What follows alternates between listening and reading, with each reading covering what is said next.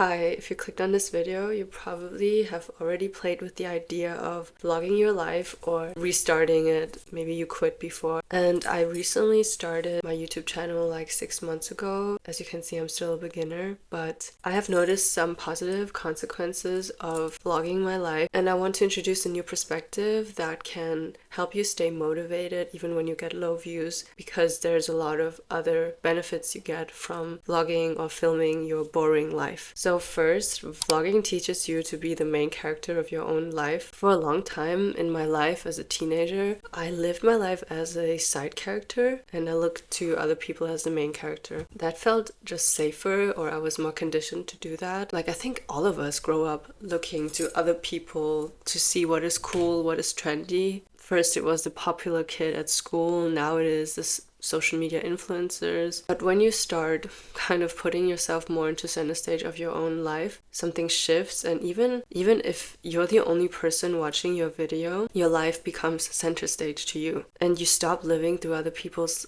gazes and your life goes through your gaze first. And that also raises uncomfortable questions like, would I consider my life interesting? Is my life where I want it to be? Am I doing the things every day in my life that are leading me towards a life fulfilled or somewhere that I want to be? Vlogging and filming your boring life kind of becomes a way of life auditing, which leads me to the next point. You start defining what is cool for you. I have this theory that we all have this version of ourselves that we work towards, someone who's fully embodied, doing what makes us happy, what makes us feel aligned. And vlogging kind of forces you to confront if your life reflects what you see as cool. 3, you learn how hard you actually can work. It shows me how much I can work for something that I feel truly passionate about, and it gives me grit. Even if YouTube never works out, I can still walk away with discipline, consistency, and confidence in my ability to follow through with something. And those skills you really carry into everything else that you're doing in life. Number 4, you practice delayed gratification. YouTube is the platform that gives you the most non-instant gratification ever. Like, if you post on TikTok or Instagram, it's much more easy to reach people. It's super humbling. It kind of teaches you to create things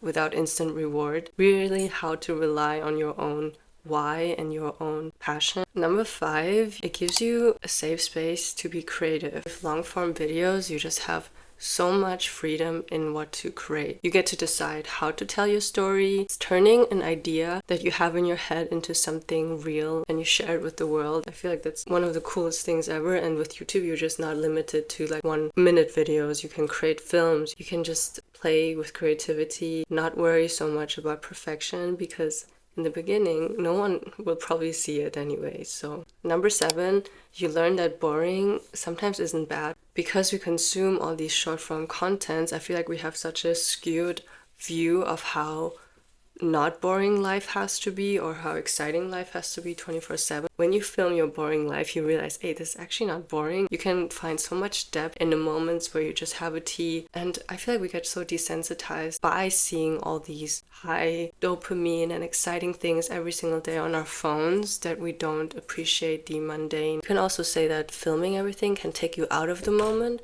but I feel like for me it does the opposite. It kind of makes me focus more on the moment where I am. Number 8, you learn to show up for yourself. For many of us, YouTube is a hobby, and I feel like every time you spend time in something that makes you happy, that is important to you, it feeds into how you feel about yourself, and you show yourself, hey, this is important to me and I put time in it. It's really the biggest act of self-love. And you learn also how to focus on the things that you have control over, which is what you put into, versus things that you don't have control over, which is the views, the subscribers. And that you can also extend to your own life. Like, focus on things that you can control, which is the input, and don't focus so much on the things that you cannot control, which is people's perception. And last but not least, you never know who you're impacting. I remember a time when in my life, finding a YouTuber who really who made me feel like I'm not alone in just the way I thought of life, it meant so much to me. And I don't think that YouTuber will ever know how much it meant to me. It just made me feel less alone in my experience of life. Like, you just never know what your art or what you share can do to people. But yeah, I just feel like we are on this earth to